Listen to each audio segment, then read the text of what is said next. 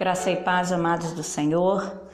Mais uma vez, mais uma oportunidade de falar um pouco mais sobre a palavra do nosso Deus, esse livro maravilhoso que Ele deixou à nossa disposição.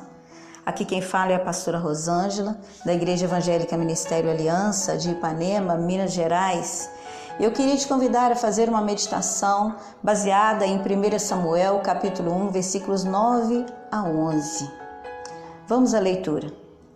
Então Ana se levantou depois que comeram e beberam em Siló, e Eli, o sacerdote, estava sentado numa cadeira, junto a um pilar do templo do Senhor. Ela, pois, com amargura de alma, orou ao Senhor e chorou abundantemente. E votou um voto, dizendo: Senhor dos exércitos, se benignamente atentares para a aflição da tua serva, e de mim te lembrares, e a tua serva deres um filho varão, ao Senhor o darei por todos os dias da sua vida, e sobre a sua cabeça não passará navalha. Amém? Muito bem, essa mensagem é de um texto muito conhecido, né? Muitas pregações, várias vezes que a gente vai fazer visita, ou pessoas da nossa igreja mesmo compartilham também dessa história, mas eu quero trazer ao seu coração aquilo que o Senhor tem comunicado ao meu. Amém? Então conta a história que Israel passava por um período de escassez de mensagem do Senhor. Sabe aquele momento em que você pede ao Senhor que te fale, mas o Senhor permanece no silêncio? Era isso que Israel estava enfrentando. Um período em que o Senhor não estava comunicando aos seus profetas a sua vontade, os seus anseios, os seus desejos, os seus projetos. Nada estava sendo comunicado. E havia ali o sacerdote Eli, que já estava velho e tolerava os erros do filho Ofni e Finéias, que roubava de Deus as primícias dos sacrifícios. E eles tinham também, de acordo com a história, eles tinham relações sexuais com as mulheres que trabalhavam na entrada da tenda. Eram sacerdotes, representantes de Deus na terra. Eles comiam a carne com a gordura antes de ser completado o sacrifício. Ofni e Finéias se alimentavam do pecado e Israel sofria com isso, pois o Senhor não se manifestava ao seu povo. Sabe, meu querido, nós precisamos levar Deus mais a sério. O que temos feito para agradar ao Senhor? Será que temos servido com excelência? Com Deus não se brinca. Diante do pecado entre os sacerdotes de Israel, o Senhor precisava se levantar. Ele precisava levantar alguém que levasse a sério a obra do Senhor. Deus está à procura de verdadeiros servos irrepreensíveis. Sabe, meu querido, o pecado de Ofni e Finéias foi semelhante à blasfêmia contra o Espírito Santo. Se o Espírito Santo é quem intercede ao Pai por nós, quem intercederá se a culpa for contra o próprio Espírito Santo de Deus? Na palavra está muito claro, quando o homem erra, o homem é julgado pelo juiz. Mas quando o homem erra contra o homem, ele é julgado pelo juiz. Mas quando o homem que erra contra Deus, quem o defenderá? Quem o defenderá? E aqueles homens fizeram exatamente isso. Eles estavam contra o Senhor dos Exércitos. Eles se diziam servos de Deus, mas estavam vivendo no pecado. Deus precisava de um homem, de um novo líder. E por outro lado, Ana precisava ser mãe. Mas precisava por quê? Porque naquele tempo era desonra para uma mulher não ser mãe. Ana foi humilhada por anos pela outra mulher de Eucana, seu marido. Penina, ela irritava Ana, porque ela não tinha um filho sequer, enquanto que Penina tinha vários filhos. Ah, meus queridos, período de humilhação, de perseguição, de desonra. Ana era amada pelo seu marido, mas se sentia pequena, insignificante, se sentia insuficiente, porque, segundo a Bíblia, Deus havia cerrado a madre de Ana. Quantas vezes a dor, o sofrimento bate à nossa porta e começamos a perguntar: por que, ó Pai? Começamos a dizer que a pessoa sofre por causa de pecado. Alguém diz isso, né? A pessoa sofre porque está em pecado. É muito fácil apontar o dedo. É muito fácil dizer isso. Mas Ana não estava sofrendo. Ana não tinha a madre cerrada por causa de pecado. Não. A Bíblia é clara. A Bíblia diz que Deus havia cerrado a madre de Ana. Aquele sofrimento, aquela angústia tinha um propósito maior. Um propósito que nem Ana mesmo conhecia, nem Ana mesmo sabia qual era. Mas existia um propósito. Às vezes nós sofremos, meus queridos, e a gente fica procurando problema, pensando: será que é algum problema? Será que eu estou em pecado? Será que eu estou desagradando ao Senhor? O que está acontecendo? Ei, entenda, muitas vezes o sofrimento naquele que serve ao Senhor é permissão dele por um motivo maior. Um propósito que nós não entendemos no nosso tempo. Mas no tempo de Deus tudo vem à mostra, tudo fica claro. Dizer que a culpa é do inimigo também é muito fácil. É coisa do inimigo, é laço do inimigo. Nem tudo é laço do inimigo. Lembra lá da história de Jó. Tudo bem que o inimigo foi lá e cutucou, digamos assim, né? O inimigo foi lá, chegou diante do Senhor e falou: olha, ele está bem porque você tem cercado ele com seus cuidados, né, Deus? No entanto, foi o Senhor quem disse: pode ir lá. Pode ir lá e tocar nos filhos dele, tocar em toda a riqueza que ele tem, só não toca na alma. Então, nem tudo é culpa do inimigo, nem tudo é por causa de pecado, nem todo deserto vem do diabo. Ana era fiel a Deus, mas Deus tinha um propósito para tudo. Se Ana tivesse sido mãe facilmente, como foi Penina, Samuel, será que Samuel teria existido? Quem seria Samuel? Um homem qualquer, em um tempo qualquer. Mas Deus cerrou a madre de Ana para que nascesse nela, um desejo tão intenso de ser mãe que ela daria a Deus o que ele precisava. Ela daria a Deus o que ele precisava para aquele momento. Deus precisava de um servo fiel que agiria segundo o coração de Deus. Sabe, meu amado, Deus tem te chamado como sacerdote nessa terra. Mas entenda, se você e eu, se nós não honrarmos ao Senhor, se formos desobedientes, Ele se livrará de todo aquele que se diz servo, mas que só serve a si mesmo.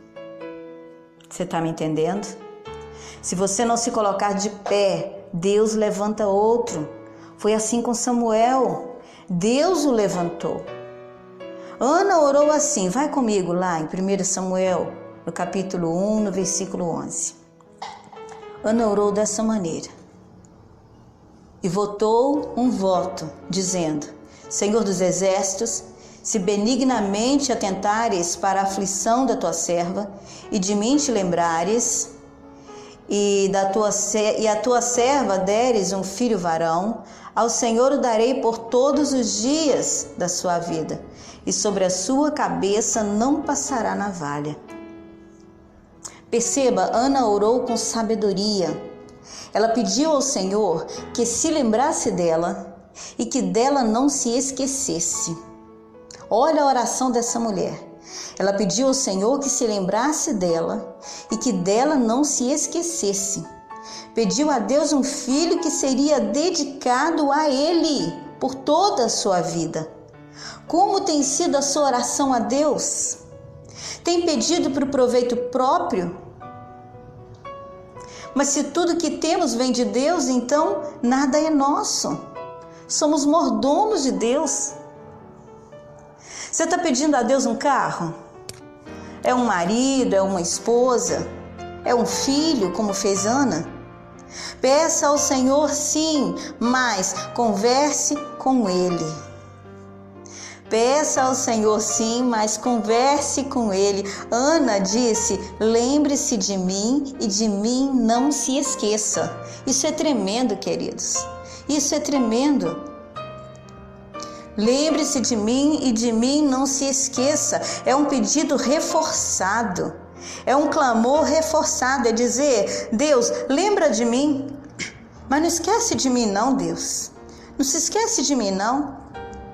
Essa mulher orou com sabedoria. Ela estava com um desejo na alma tão grande, tão intenso, que ela disse: Senhor, não se esqueça da minha oração. Lembra de mim, Senhor. Coloque diante do Senhor as suas razões, meu querido. Seja minucioso. Apresenta detalhes para Deus. Lembra de mim e de mim não se esqueça, Senhor. O nosso Deus é um Deus de detalhes. Preste atenção. Ela disse: se o Senhor me der um filho varão, ao Senhor o darei por todos os dias da sua vida. Por todos os dias da sua vida. O que aquela mulher queria era ter um filho, ela queria ser mãe. Tão somente isso. Ela disse: Deus, o que o Senhor me der, se o Senhor me der um filho, homem, eu vou te devolver, eu vou te dar ele, Senhor. Ah, isso é muito lindo. É uma oração com propósito, é uma oração com entrega. É uma oração com o coração que agrada ao Senhor. Quando nós oramos de acordo com a vontade de Deus, o Senhor diz: sim, filho, sim, filha, estamos juntos neste propósito, vamos trabalhar juntos. O Senhor precisava de um homem com o coração voltado para Ele. E Ana precisava de um filho e estava disposta a entregar esse filho para o Senhor. E a história diz que depois de um tempo nasceu sim Samuel. Ana então cuidou do seu filho até o desmame e foi cumprir com sua palavra. Ela levou seu filho, até então seu único filho, e entregou a Deus. Entregou ao sacerdote, para que seu filho fosse consagrado ao Senhor dos Exércitos. Ela levou Samuel ainda criancinha e entregou no templo aos cuidados do sacerdote Eli. O que você tem de precioso?